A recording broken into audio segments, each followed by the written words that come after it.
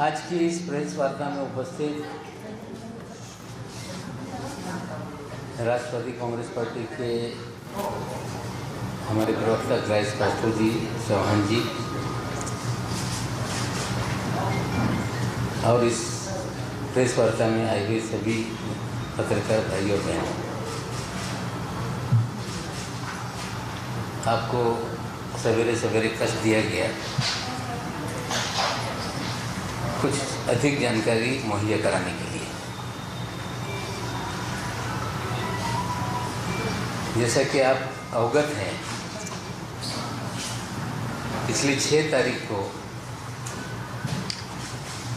हमने press conference में NCB को लेकर कुछ सवाल खड़े किए थे।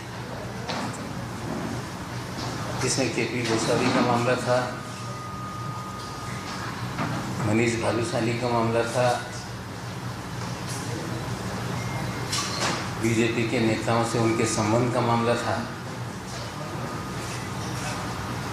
और उस प्रेस कॉन्फ्रेंस में आप लोगों ने मेरे दामाद का सवाल मुझसे पूछा था।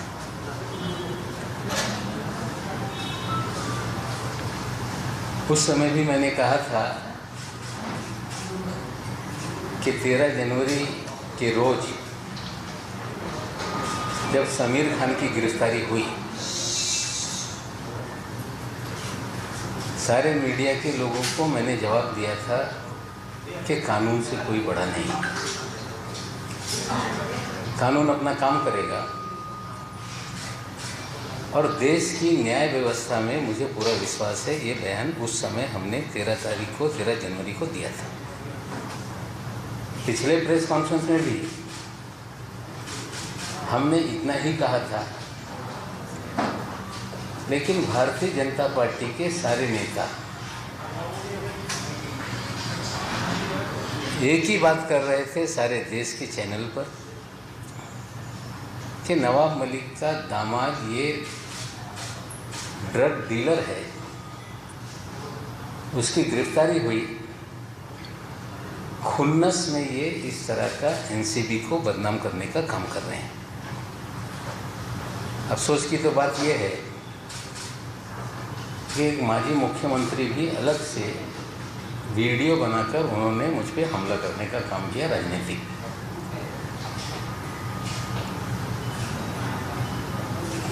लेकिन 27 तारीख के दिन एनडीपीएस के स्पेशल कोर्ट ने समीर खान और उसके साथ 2 अन्य सह आरोपियों को, करण सजरानी और राहिला फर्नीचर वाले को 8.5 महीने जेल में रहने के बाद जमानत देने का काम किया। उसके बाद हमारी प्रेस कॉन्फ्रेंस हुई, लेकिन जो एक रिटन ऑर्डर होता है वो जज साहब के माध्यम से हम लोगों को प्राप्त नहीं हुआ। कल सवेरे 11 बजे जो कोर्ट का पोर्टल है ऑनलाइन, उस पोर्टल पे जस्टिस जोगलेकर जी का ऑर्डर लोड हुआ और जोगले सर करके जज साहब के ऑर्डर लोड होने के बाद हम लोगों ने उसे ऑनलाइन लोड करने के बाद चीज़ें पढ़ी। उसको मैं समझता हूँ कि आप जिस तरह से हमारे मीडिया में मेरा नाम लेकर पूरी खबरें 8.5 महीने चली, मेरे दामाद को 8.5 महीने जेल में रहना पड़ा और एक उनकी बीवी जो मेरी बेटी है वो अलग ट्रॉमा में थी, उसके 2 छोटे छोटे लड़के जो अलग तरह से उनके दिमाग पे असर हुआ, वो समाज में किसी से मिलने के लिए तैयार नहीं, सिर्फ या मेरे घर पे या मेरी दूसरी बेटी है उसके घर पे या घर के 4 से 10 लोगों के अलावा वो किसी से मिलते नहीं। इस तरह का हालात घर में है। लेकिन कल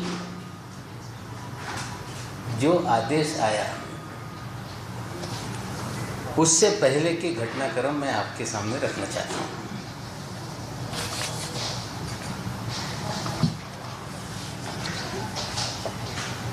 आप सभी साथियों को पता है कि 8 जनवरी 2021 के दिन एनसीबी ने पत्रकारों को बताया कि 2 पार्सल यूनिवर्सल कार्गो से ट्रेस किए गए, जो करण सजलानी ने विजय शर्मा नाम की किसी व्यक्ति को शिलोंग भेजने के लिए बुक किया था।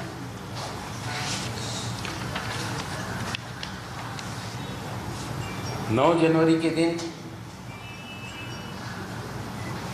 करण सजलानी जो बांद्रा में रहते हैं,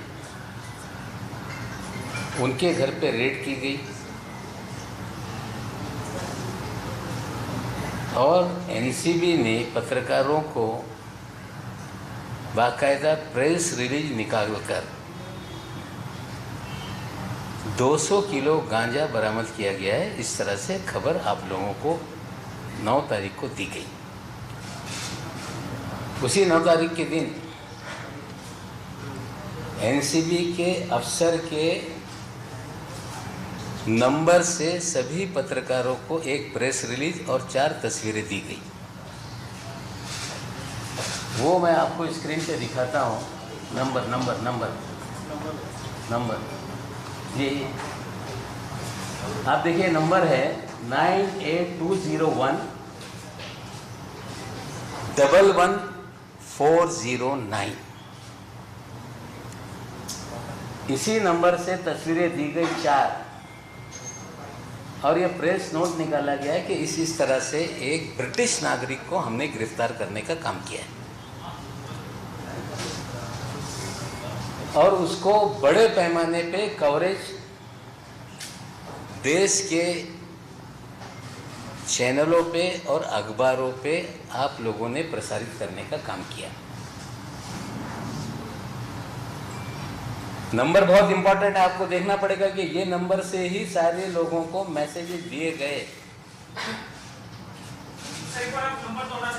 फिर से नंबर देख लीजिए आप, 98201 11409।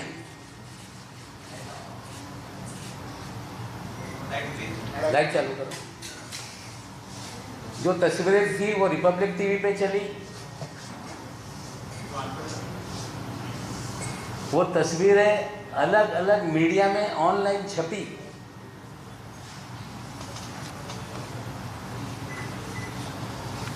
उसके बाद 9 जनवरी के दिन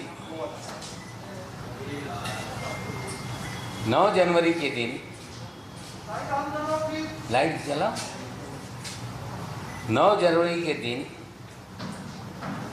एक लड़की के पास से 7.5 ग्राम गांजा पकड़ा गया। साइस्ता फर्नीचर वाला का नाम सामने आया। 7.5 ग्राम। और उस महिला को उसी दिन जमानत दे दी गई।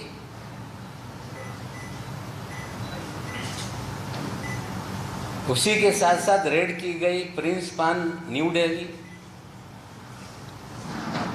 उसी के दिन रेड की गई हाउस ऑफ पान गुड़गांव।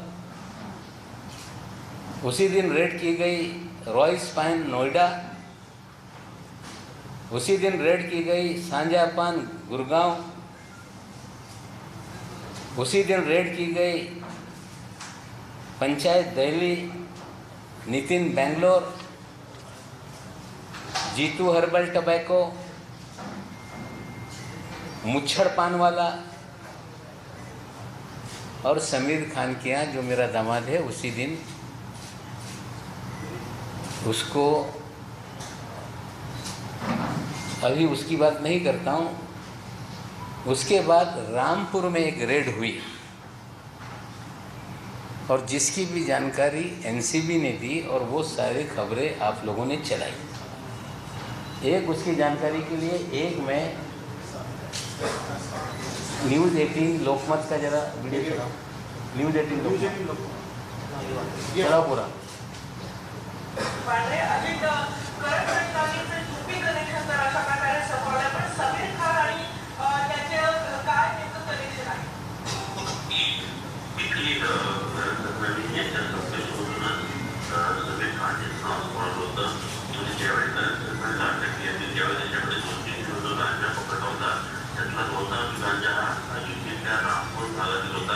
आणि हे रामपूर हा जो भाग आहे इथं सगळीकडचे कनेक्शन म्हणणं आहे त्यांचं म्हणणं आहे की मुंबई ते मुंबई हे जे लायसन होतं हे जे नाटक होतं अंमली तस्करीचं त्याच्यामध्ये मोठा सहभाग होता तो सगळीकडचा होता आणि त्या म्हणजे त्यांना त्या ठिकाणी चौकशी करण्यात बोलवलं होतं.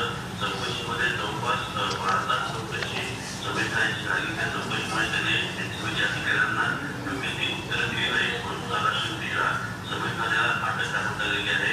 आणि या सगळ्या चौकशीमधून ज्या गोष्टी समोर आल्या त्यानुसार एनसीबीच्या अधिकाऱ्यांनी मुंबईतल्या नागपूर इथं काही छापे टाकलेले आहेत. छापे आज घेऊन आगे आगे भी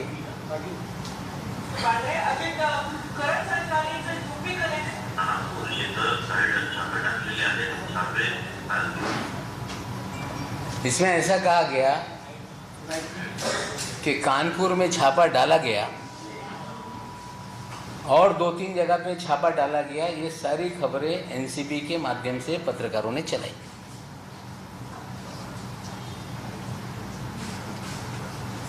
आपकी जानकारी के लिए बताना चाहता हूँ कि मेरा दामाद जो बांद्रा में रहता है,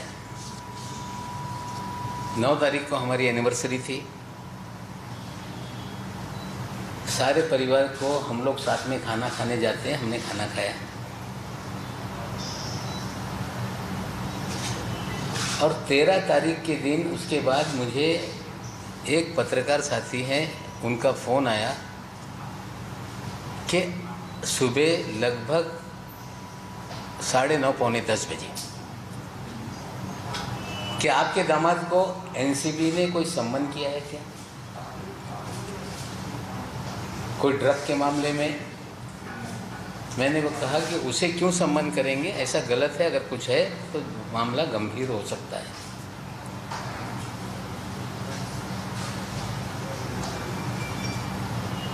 बारह तारीख के रात में एनसीबी ने सम्मन दिया। जो समीर खान हमारे दामाद हैं, उनकी माता श्री जो बगल के किसी जो बिल्डिंग में रहती हैं यूनियन पार्क के पास, और रात में 10 बजे सम्मन आने के बाद 10:30 बजे हमारे दामाद को मिलता है और 13 तारीख के दिन 10 बजे बुलाया गया और समीर खान 9:45 बजे एनसीबी कार्यालय में पहुंच गए। कार्यालय पहुंचने के साथ सारे कैमरा के लोग उनके स्वागत के लिए खड़े थे। सारे चैनलों पे खबरें चलने लगी कि नवाब मलिक के दामाद को सम्मन और उसकी तस्वीरें सारे चैनलों पे दिखाई जाने लगी। शाम होते होते फिर खबर आई, फिर उसी नंबर से लोगों को मैसेज दिया गया कि 27A में समीर खान ये ड्रग पैडलर है, बड़ा रैकेट चलाता है, इंपोर्ट करता है और उसे 27A में गिरफ्तार कर लिया गया। एज यूजुअल हम लोग जब गए वहाँ से जेल कस्टडी हो गई। जेल कस्टडी के बाद हमने जमानत याचिका लगाई, याचिका रिजेक्ट हो गई। हाई कोर्ट में गए, हाई कोर्ट में 6 महीना जिस दिन पूरा होने वाला था उस दिन सुनवाई लगी और एनसीबी ने कहा कि हम 7 तारीख को चार्जशीट फाइल कर रहे हैं। 3 महीना पहले वाला 7 तारीख, जिस दिन 6 महीना गिरफ्तारी के बाद, 9 तारीख के बाद जो 6 महीना पूरा हो रहा था, 7 तारीख के दिन, उस दिन चार्जशीट फाइल करेंगे। हाई कोर्ट ने कहा कि आप अब लोअर कोर्ट में जाइए। फिर लोअर कोर्ट में हमने बेल एप्लीकेशन लगाई। 3.5 महीने एनसीबी ने टाल करने का काम किया। तारीख लगती तो सर पांडे नाम के एक वहाँ पे पीपी है, वो कहते हैं कि आज मुझे टाइम नहीं है। जज साहब ने कहा कि कल सुन लेते हैं, बोले कल मैं आऊँगा नहीं। कहने का अर्थ ये है कि उस सुनवाई को 3.5 महीने तक चलाना पड़ा और एनसीबी ने भरपूर कोशिश की कि जितना टाइम बाय हो सकता है इसमें किया जाए, लेकिन अल्टीमेटली जमानत हो गई और 12 तारीख के दिन जज साहब ने दस्तखत किया और दस्तखत करने के बाद कल लोड 13 तारीख के दिन हुआ और चीज़ें आई। वो चार्जशीट जो है, वो जो ऑर्डर है, मैं आप लोगों को अभी उस पर शेयर करता हूँ। उसके अंदर 2 पैराग्राफ बहुत इंपॉर्टेंट है।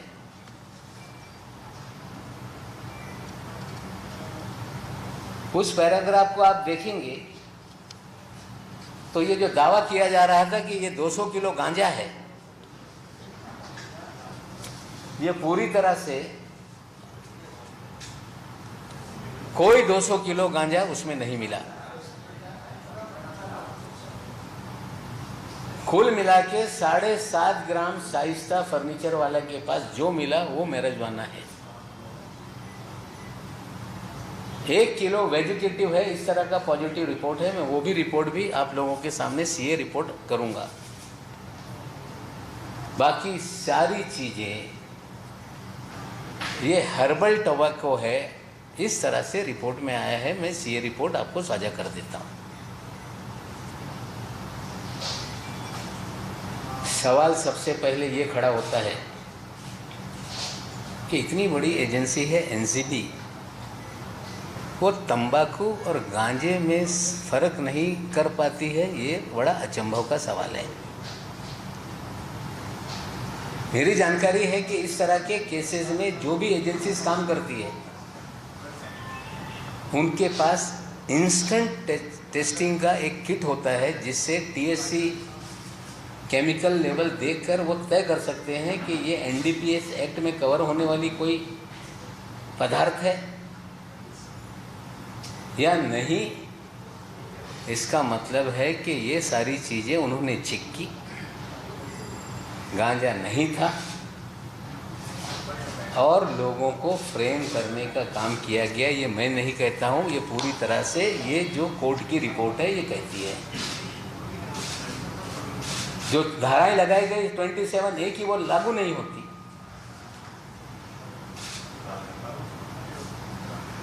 जो भी मुकदमा बनता है वो शाइस्ता फर्नीचर वाला का है, जिसे आपने सेम डे जमानत देने का काम किया।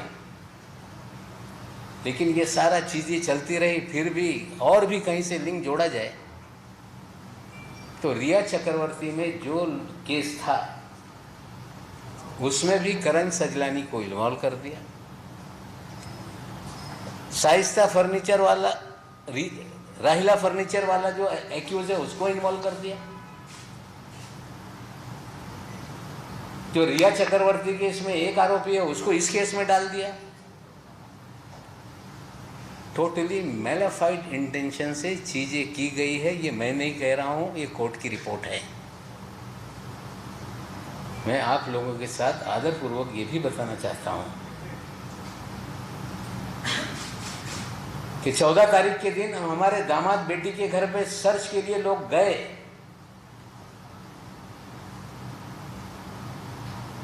बेटी के पैर में चोट लगा था, मेरे घर पे आ गई थी। फ़ोन आया कि कुछ लोग घर चेक करने के लिए, दफ्तर चेक करने के लिए आए हैं, आप आइए। बेटी गई। दोपहर तक सर्च चलता रहा, 2-3 बजे तक।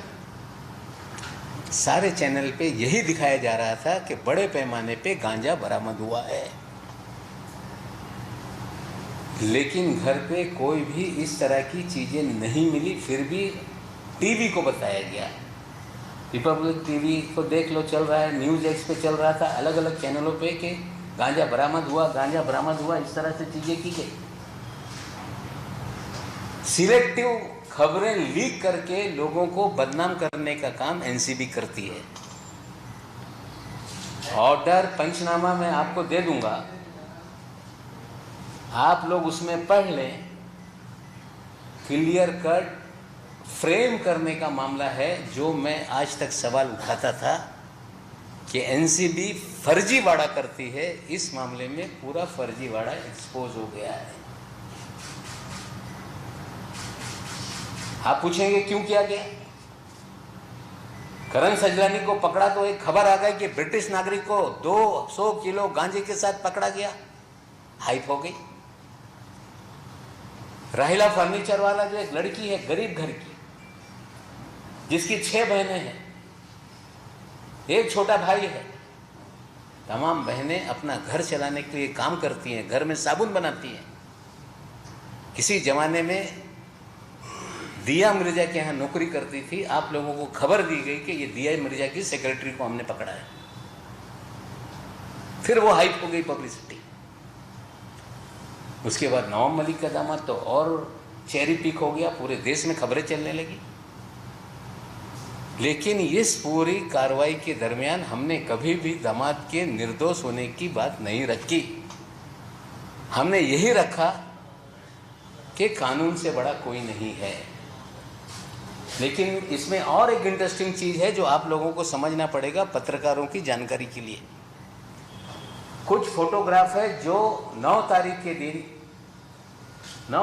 दिन जो लोगों को दिए गए, ये सारी फोटोग्राफ देखिए। नहीं, पहले वाली दिखाओ, उसके पहले ये सारी फोटोग्राफ जो उस नंबर से आप लोगों को दिए गए। इस फोटोग्राफ में आप देखिए, एक कुर्सी दिख रही है, फ्लोरिंग दिख रहा है। ये मुद्दा हमने कोर्ट में उठाया कि जो सीजर होता है वहां सीजर करके उसे सील किया जाता है और कोर्ट की परमिशन से खोला जाता है। ये तस्वीर साफ बताती है कि ये तस्वीरें एनसीबी के कार्यालय की हैं। कुर्सी का रंग देख लो, फ्लोरिंग देख लो। दिखाओ भाई, तो हमने बाद में फोटो मंगवाए, दूसरे फोटो मंगवाए। देखिए, वही कुर्सी, वही फ्लोरिंग। ये जब कोर्ट में हम लोगों ने मामला उठाया तो सर पांडे साहब जो पीपी हैं, उन्होंने कहा कि हमने बहुत सारे रिश्तेदारों को अलाउ किया, उन्होंने तस्वीरें खींच ली होंगी। हमारे वकील ने पूछा कि तस्वीरें उन्होंने खींची, एक्सेप्टेड। लेकिन ये सारा जो सीजर है वो कैसे खुला हुआ है, इसका जवाब दीजिए। फिर घूम गए, बोले पत्रकारों ने खींच लिया होगा। बोले करण सजलानी के घर पे पत्रकार घुस के जबरदस्ती खींच रहे थे। और उसका भी कोर्ट में जो रिप्लाई फाइल किया है एनसीबी ने, उसकी भी जानकारी मैं आपको अभी देता हूं। एबीपी माझा, उघडा डोळे बघा नीट।